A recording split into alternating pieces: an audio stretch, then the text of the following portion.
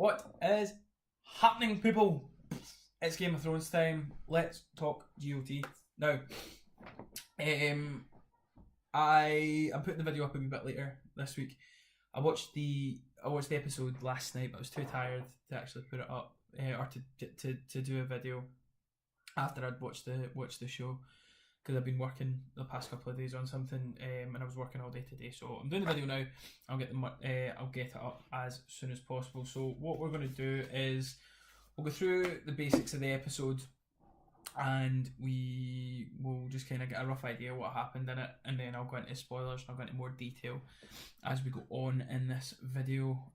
So we'll start off with just the basics. So the episode 2 was Stormborn, and it was a very good episode, very good indeed. It's kind of continued in the same vein as episode 1. We still have some build up, but there's still some very impactful scenes, and the story is developing in the correct way. We're starting to see what all the characters are doing, what their plans are, what their agendas are, where they're going, and things like that. And it's rolling on until what we're going to get. What I think in the last 4 episodes, I think we'll have still one more build-up episode next week, and then that's when we'll see the wheels start to turn, and more action and things like that. But again, this episode, solid episode the whole way through, a lot of interesting things that were happening, and again, it had a big old impactful scene just like the last one. However, this one happens at the end rather than the start with Arya in the last one. This one ends. So what I'm going to do, I'm going to get into the thick of it now. I'm going to start talking spoilers. So if you haven't watched the episode, don't watch this video. Come back after you've watched episode 2 and watch this video, and you'll know everything I'm about to just talk about. So I've got my notes here because I was told by a friend that he got infuriated last week when I couldn't think of Euron Greyjoy's name. So I've got my notes just for you, Fraser Bell, and we're going to crack on. So we start off this episode with Daenerys. She doesn't seem in the best of moods. Now, obviously, her plans are kind of going ahead. She's getting to where she wants to be, but there's still something up with her, and we see her absolutely digging out Varys. Now, I completely understand why. When you see Varys' character from the start, it kind of jumps here, there, from each queen to king to queen to king, whoever's in power. And Varys is obviously coming across as quite untrustworthy to Daenerys. We see a great speech from Varys where he talks about how he chooses not to follow blindly, and that he's got his little birds, and that always keeps his eyes open, and he's always going to kind of do what's best for what he sees as himself and his people. But it all kind of culminates. You see Tyrion kind of backing Varys, saying, look, he's been loyal, he's done this, he's done that. And again, Daenerys is very skeptical about that. But in the end, we see her say, look, I'll give you the benefit of the doubt. If you swear to me that you're going to be my guy, you're going to stick with me, you won't betray me, I'll let it go, and you can go on your way. But if you do, he gonna light your F up. She gonna put him on fire. But they agree, so we see that. We also see Melisandre come, the Red Witch, the saggy witch, the saggy lady. Beautiful, but saggy. She comes to Dragonstone, and she's pretty much there to advocate for Jon Snow, and advises Daenerys that she needs to kind of touch base with Jon Snow for what's coming. She needs to make Jon Snow her ally. And again, she's very skeptical. She's not really sure. But Tyrion, once again, as the Queen's hand, is kind of giving her that advice, pushing her in the right direction, to meet Jon Snow. And at that point, I gave a wee pop, because I was well chuffed that we're finally going to get to see Dany and Jon in the same place. So I was quite chuffed with that as well. The last kind of thing that we see with those characters, we see Tyrion explaining the plan. So they're all in the kind of war chamber, and you've got the Sands kind of telling Daenerys and the Tyrells all kind of saying, look, you've got the armies, you've got the dragons, just go in and take King's Landing, you can do it just now, just go do it. And Daenerys is very much the great line that they use is she doesn't want to be the Queen of Ashes. So she wants to take King's Landing, but she doesn't want any unnecessary deaths, which is a good thing. But obviously, I think what's going to happen in this series is there going to be a lot of unnecessary deaths. But she's got the right attitude, so she kind of convinces it, Tyrion sets them all their own tasks, saying, right, you're going to go here, you're going to go there. But the big one, the big noticeable one, is he says, right, we're going for Casterly Rock, which is a big deal because obviously that's his house, that's his home, that's where he's from. And it gives me the GBs because Game of Thrones, as much as I love it, you can't second guess it. You never know what they're going to do. You never know who they're going to kill. You never know who's going to do what. And it kind of gives me the fear that Tyrion might just do a wee turn. I don't think he will, but I think the option is there that they could just do that. I don't think they'll do it, but you never know. So we'll move on next. We've kind of covered the Targaryen side of things, so we'll move to King's Landing where we see Cersei. Cersei and Jaime didn't really have much in this episode, but again, it kind of filled their characters out and what their plans were. So Cersei was basically just trying to unite all the lords to kind of back her.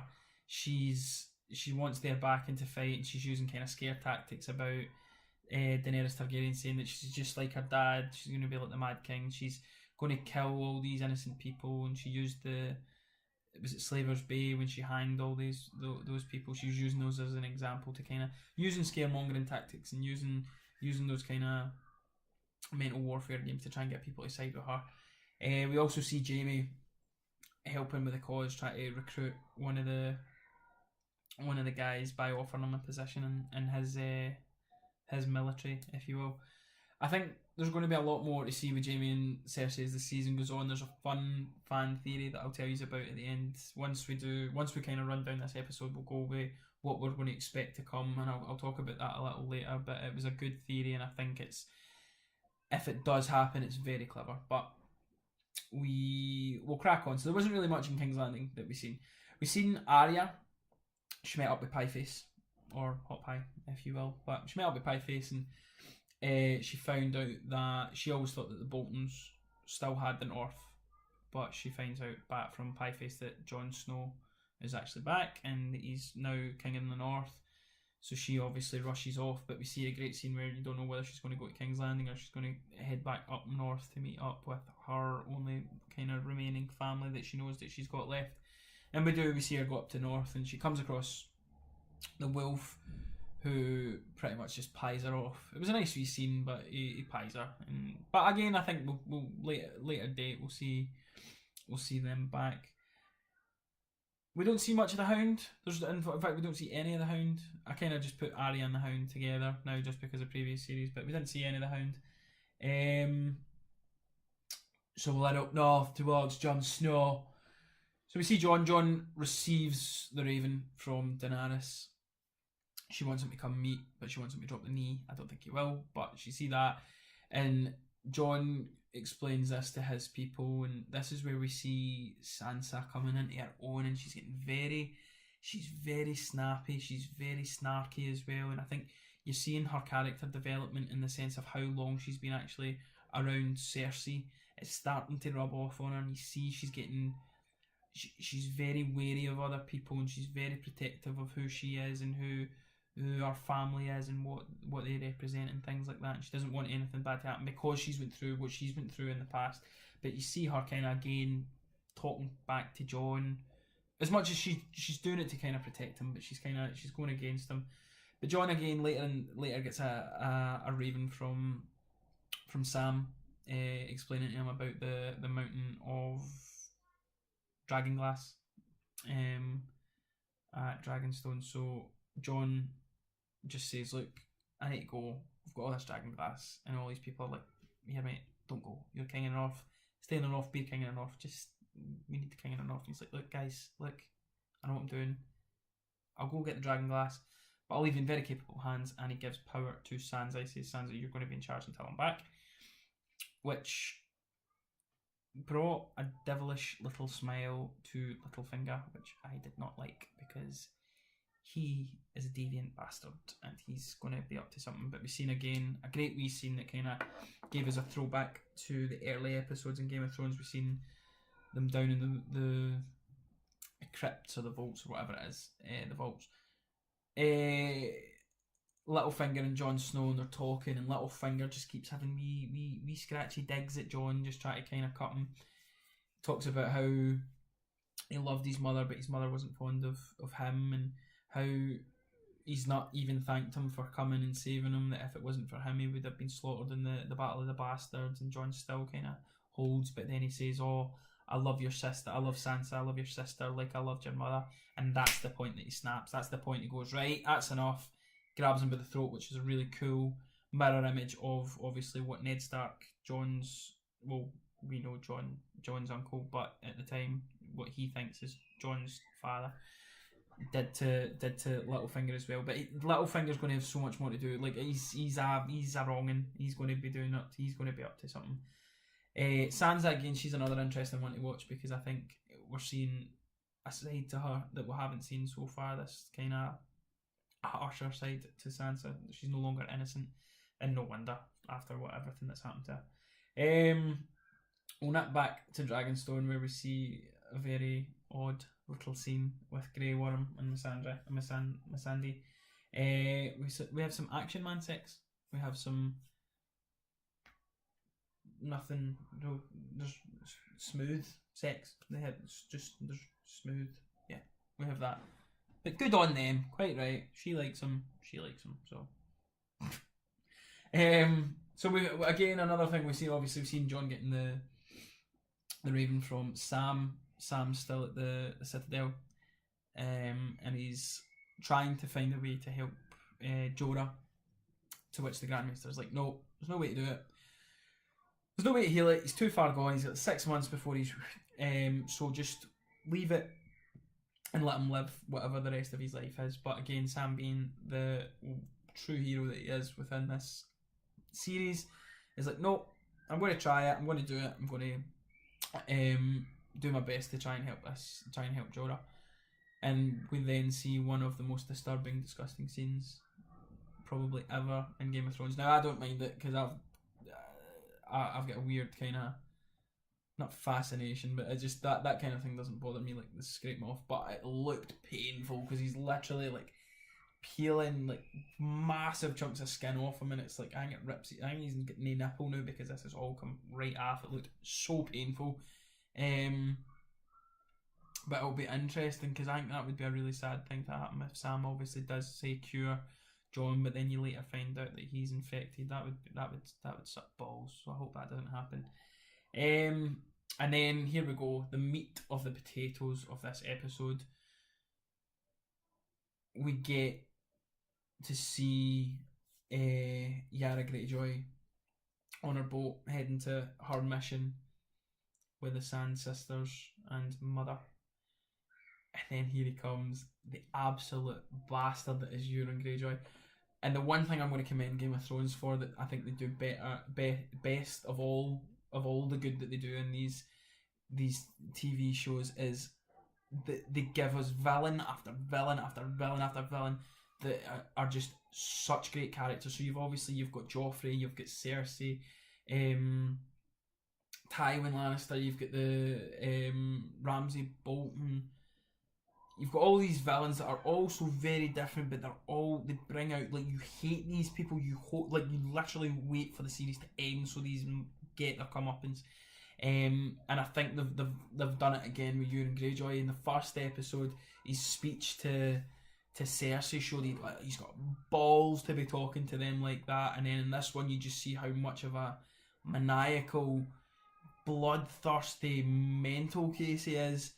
And again, it's his own family that he's going after. That's just the Kingdom anymore. But the scene was spectacular. The scene was so well shot. It looked so realistic, and his entrance was nuts. You get the boat coming in, and it crashes into Yara's boat, and then just this big plank, poof, straight down, and he's there, like ready for battle. First one on the boat, starts taking heads and names and all sorts. The Sand Sisters, who I thought are really good characters, we see 2 of them go. The 2 of them are dead. Third one possibly could be. I don't think the mother's dead. She might be one of the gifts. But we see the battle. Euron's putting up a brilliant fight, and you see the sisters talking about how they want to kill the mountain, or they want to kill this. Euron schools them. Euron absolutely smashes them. So this guy's legit. This guy can fight, which is scary to think of if he ever comes up against somebody like Jon or a character that we really like. But yeah, so it all kind of culminates with Euron taking the boat. He's got a hold of Yara. His axe up to her neck, and he's shouting to Theon, right, come on, come and get her, come and get your sister. And his wee bottle just crashes. Absolutely it doesn't turn on his sister, but he goes, that's him. He's back to being Reek. Dives right into the sea, and that's how the episode ends. And again, it's just absolutely fantastic episode, and it's really good what they're doing with each episode, where you're getting each character's getting development, and you're seeing what they're going to do through the rest through the linear storylines and the rest of the series. But then you get that one epic moment. So obviously in the first episode it was Arya at the start. This one it's Euron Greyjoy right at the end with this great battle part of the episode, and it's great. It's really, because it keeps you engaged. You're getting the kind of the big spectacle that you want, but you're also getting the development through the rest of the series. So we've been through this episode, so it's just going to kind of lead me on to what to expect in the future. So what will be interesting is what's going to happen with Euron, because how did Euron know where Yara was going to be? This kind of goes back to whether Varys is being loyal, maybe Tyrion kind of giving out secrets, or there's some sort of mole, because there's no way Euron would have known where she was going to be at that time. So we've got that to find out. Arya getting back up to the north, whether she actually meets Jon or Sansa, or something will happen, or she heads back to King's Landing, we don't know. Jon finally getting to meet up with Daenerys at Dragonstone, whether Sam kind of gets Jorah. So there's still loads that we've got to come, and there's still a lot of stuff unanswered. So the fan theory that I was talking about earlier, it was actually through, I think it might have been IGN. They were talking to the cast at Comic-Con, and they were asking some of the cast, right, what do you think, right, out of 10, what do you think the odds are of Jamie Lannister killing Cersei? And they were like, oh, that would be good. You know, that's a 7 out of 10. That would be. But then this is the fan theory that I've read up about, and it seems like it could happen. And if it did happen, it would be awesome. That Jaime Lannister kills Cersei and then rips off his face, and it's Arya. So obviously Jaime's died, and that's how she can wear his face. But that would be fucking awesome. And again, this is completely speculation. This isn't like a spoiler that I know or anything like that. It's completely speculation. This was just one of these fan theories that I thought, oh, if that happens, that would be cool as fuck. So that's it for this episode of Let's Talk GOT, Let's Talk Game of Thrones. If you like this episode, smash the like button. If you know people that are interested in Game of Thrones and think they would enjoy watching these kind of videos, just getting a rundown of what's happened in the episode and thoughts on what will be happening in the future, share it with them, let them know that these videos are happening. Subscribe to my channel. I do movie reviews. I'm doing Game of Thrones. I think I'm going to start doing other stuff maybe later. If these Game of Thrones videos are doing well, I might start doing other TV series. And there's still a couple of films that are coming out in the next couple of months that I'm going to do some reviews for as well. So like, share, subscribe, all that jazz. Put your comments in. What was your favourite parts of these episodes? Who are your characters that you're looking forward to seeing more of in this season? What you think, some of the theories that you've got of it. And yeah, if you want to follow me on Twitter, I am at AndolphTheGrey, GRAY. And I will see you next week for episode 3. I'll hopefully be able to get the video up a wee bit earlier next week. Thank you for watching, and I will see you then.